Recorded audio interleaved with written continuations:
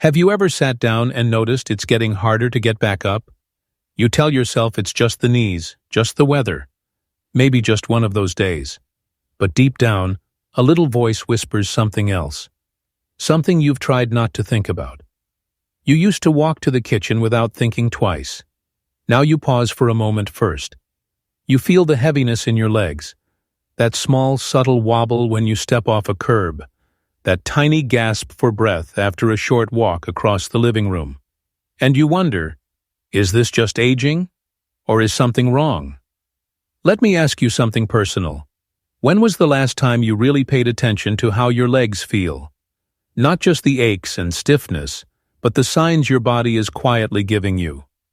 Because here's something no one talks about enough. Death often starts in the legs. Yeah, it sounds dramatic, but I promise you it's not meant to scare you. It's meant to wake you up before it's too late. After the age of 65, your legs can become the first part of your body to show signs of deep internal changes. Circulation slows, muscles weaken, and mobility quietly begins to disappear. Sometimes so slowly you don't even notice until one day you fall. And here's the hardest truth. Most people don't realize what's happening until they're already in crisis. A fall, a fracture, a sudden hospital stay, and then life is never quite the same. But it doesn't have to be that way. Today we're going to talk about 3 powerful signs that most people ignore. Subtle clues your legs might be trying to tell you something serious. Things your doctor may not even mention, but things that could save your independence and maybe even your life. And the best part, you can do something about it. By the end of this video, you'll not only know what to look for, you'll know how to fight back with practical, simple steps that anyone can take. So stick around because these 3 signs, they might just change how you care for yourself or someone you love. OV. Now, if you're ready to take control of your health and protect your future, do me a small favor. Comment. I'm still strong below to let me know you're with me. And make sure to subscribe to Elderly Wisdom Guide, because here we don't just grow older, we grow wiser together. Let's dive in. Let's start with the first sign, one that hides in plain sight. Slower walking speed. Now you might be thinking, of course I walk slower. I'm not 25 anymore. But this isn't just about age. This is about how much slower and why. Let me paint you a picture. Think about your uncle, maybe even your dad. He used to lead the way during family walks, always out front, joking, smiling, holding the door before anyone else caught up. But lately you've noticed he lags behind. He tells you he's just soaking in the scenery, says there's no rush, but something in his steps feels off. They're shorter, slower, almost like his legs are trying, but not quite delivering. You want to believe him. You want to think he's fine. But something in your gut whispers, this isn't just aging. This is something more. And science backs you up. You see, researchers have found something truly eye-opening. Walking speed after 65 is one of the strongest indicators of overall health and even life expectancy. That's right. How fast or how slow you walk can predict your risk of hospitalization, disability, and yes, even death. Here's why. Your legs aren't just for moving. They're your body's engine room. They reflect your heart's ability to pump blood efficiently. They reveal how well your brain communicates with your muscles. They even tell us how strong your bones and joints really are.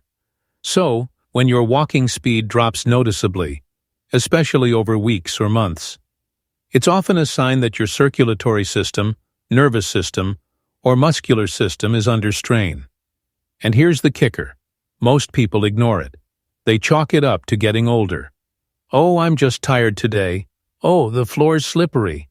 Oh, I've had a long week. But the truth is, a consistent, noticeable slowdown in your walking speed is never something to shrug off. Now don't panic.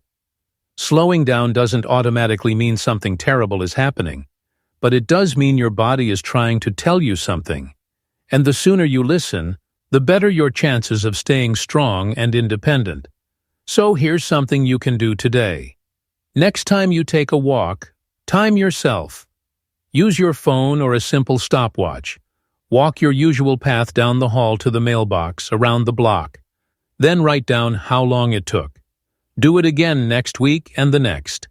If you start seeing those numbers climb, even just by a few seconds each week, that's a signal. It doesn't mean you're weak. It means your body is asking for help. And there are ways to respond with love, not fear. Start with simple, low-impact leg exercises. Try walking in short bursts a few times a day instead of one long stretch. Use walking poles or a cane if needed. There's no shame in support if it keeps you moving. You can even try leg-strengthening movements while sitting, like lifting your knees one at a time or doing gentle ankle rolls. And if you're really noticing a difference, don't wait. Talk to your healthcare provider. They might check your circulation, your heart health, or even your brain function. Because yes, slower walking speed has also been linked to early cognitive decline. It's not about fear, it's about paying attention. It's about staying ahead of the curve instead of chasing after symptoms.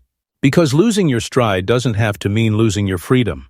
And remember, speed isn't the only silent clue. Sometimes the real warning comes not from how fast you walk, but from what your legs feel like when you walk at all.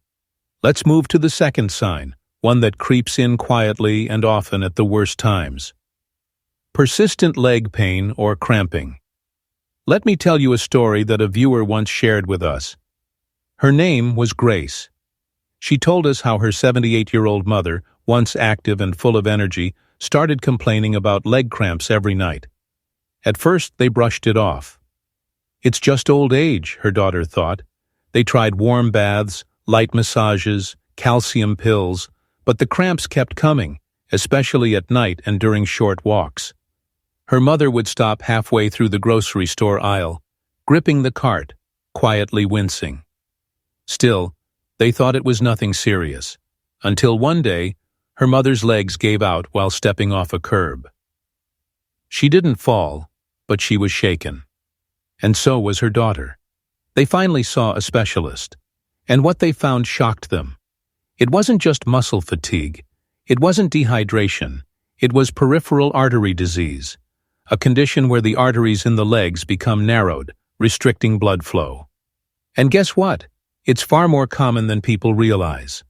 You see, when your arteries begin to clog or harden, your legs are usually the first to feel it.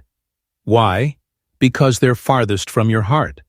And when blood can't flow properly down there, your muscles don't get the oxygen they need.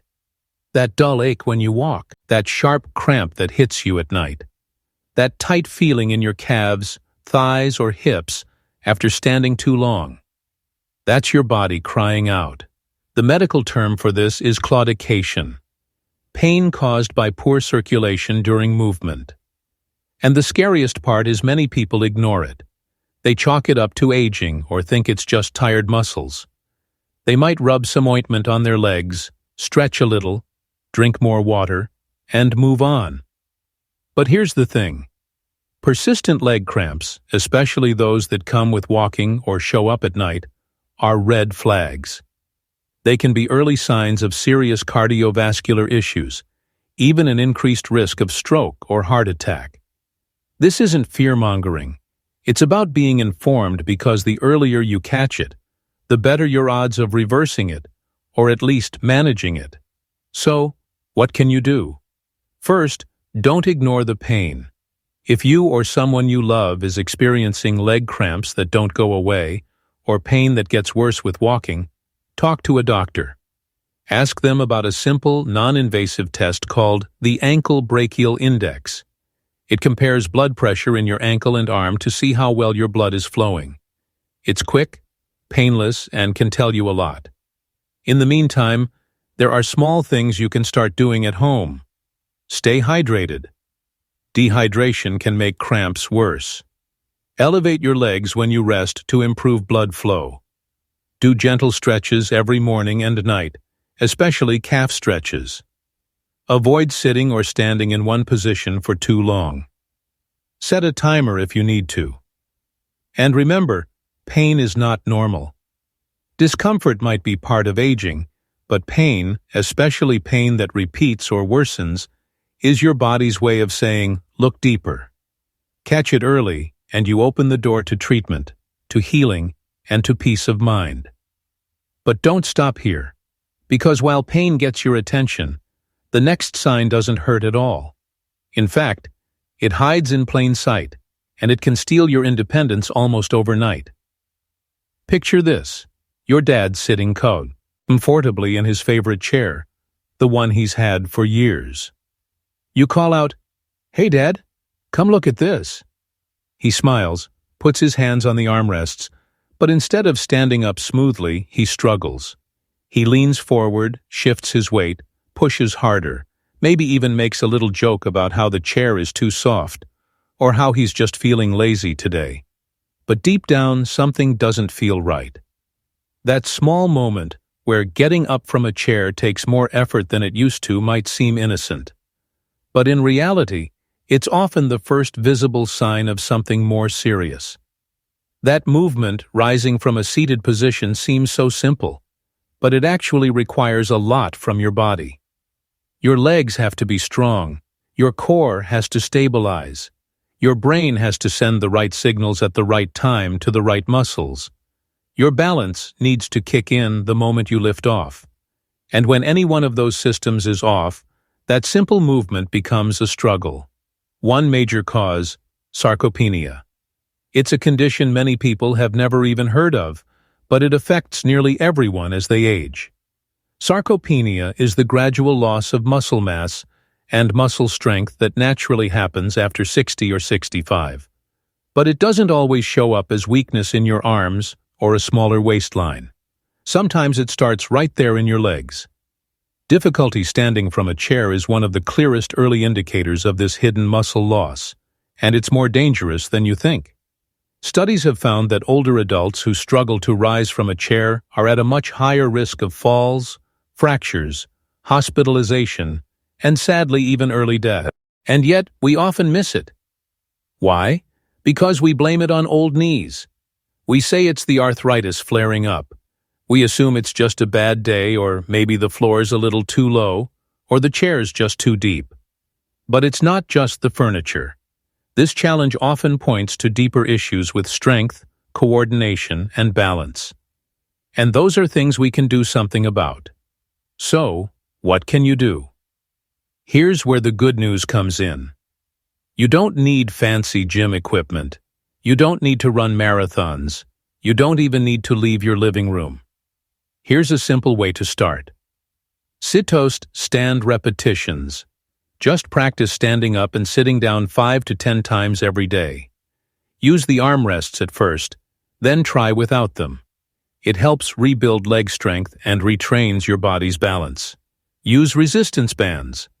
Light leg presses with a band can help rebuild muscles safely at home. Chair yoga or gentle tai chi. These practices not only build strength, but improve coordination and prevent falls. Don't avoid the chair. Work with it. Use it as a tool to regain confidence and control over your own body. And remember, this isn't just about mobility, it's about dignity. When someone can no longer rise from a chair without help, they start to lose independence. They stop doing things they love. They may even stop asking for help because they feel embarrassed. But that doesn't have to be their story, and it doesn't have to be yours. Catching this early, before the muscles completely weaken, before the balance slips, before the fall, can mean the difference between years of independence and early decline. So, if you notice this in yourself or in someone you love, don't ignore it. Don't wait. Start small. Stay consistent. Celebrate progress, because what starts as one chair can become freedom again. And speaking of freedom, let's pause here. Because these signs we've been talking about, slower walking, persistent leg pain, struggling to rise, they might sound small, but emotionally, they can feel like a heavy weight on your heart. Let's take a moment to talk about that. Watching someone you love, someone who once carried groceries without breaking a sweat, who danced at weddings, walked through parks, or played tag with grandkids, now struggle just to stand up from a chair. It hits you in a place words can't quite reach. There's a moment where you want to look away, to pretend it's not happening, to believe it's just a bad day and tomorrow will be better. Because watching that kind of slow change, that quiet loss of strength, of freedom, of ease, is heartbreaking. You might feel helpless. You might feel guilty, like you should have noticed it sooner, or scared, wondering what this means for the future. But let me tell you something real. You are not helpless. And this awareness you have now is not the end. It's the beginning of something powerful. You now know that walking slower isn't just slowing down, that leg cramps aren't just getting older, that struggling to stand isn't always about stiff knees. You now understand that these are early signs, signals from the body. And when you see the signals, you can act. You can ask gentle questions. You can observe more closely. You can encourage small habits that lead to big changes over time. Because knowledge is power. But more than that, it's love in action. It's love when you say, "Hey Mom, let's walk together. Let's go slow and see how you feel." It's love when you notice Dad hesitating before getting out of the chair, and instead of brushing it off, you ask, "Want to practice this with me? Let's work on it together." It's love when you take the time to listen to what their legs are trying to say before it's too late to do anything about it. So, if you're feeling overwhelmed, if these signs sound familiar and your heart is aching a bit, breathe. You're not alone in this. Thousands, maybe millions of families are seeing the same changes.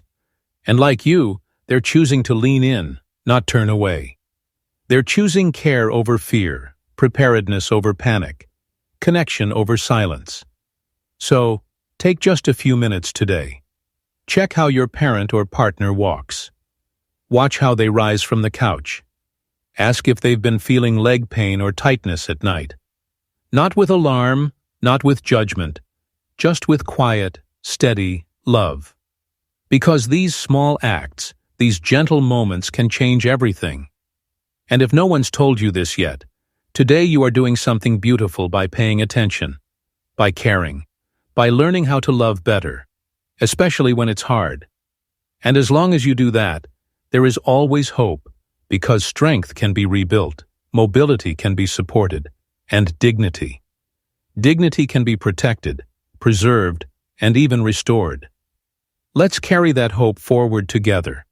Let's take a moment to breathe and go over what we've learned today. We talked about 3 quiet but powerful signs, warnings the legs often whisper before the rest of the body starts to shout. First, slower walking speed. Not just taking it easy, but a subtle decline that could be tied to heart health, circulation, or even the nervous system. Second, persistent leg pain or cramping, especially if it happens during walks or at night. It's not always just age or fatigue. It could be a sign of something more serious like poor circulation or heart risk. And third, difficulty rising from a chair. Not just stiff joints, but possible muscle loss, sarcopenia that can lead to falls, hospitalizations, or loss of independence.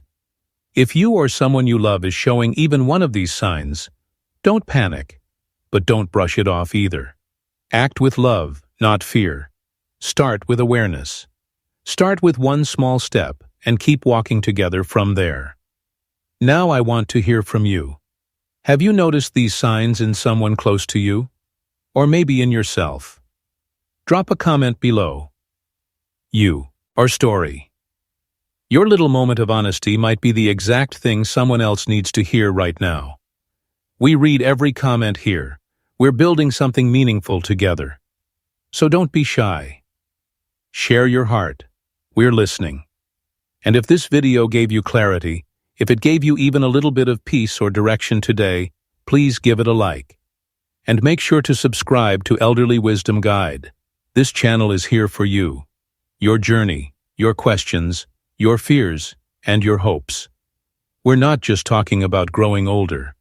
We're talking about doing it with grace, strength, and connection. Thank you truly for spending this time with me. Stay strong, stay aware, and remember, every step you take today, every moment you choose to pay attention, to care, to act, shapes the life you or your loved one will live tomorrow. So, keep moving forward with love, with courage, with wisdom. I'll see you in the next video.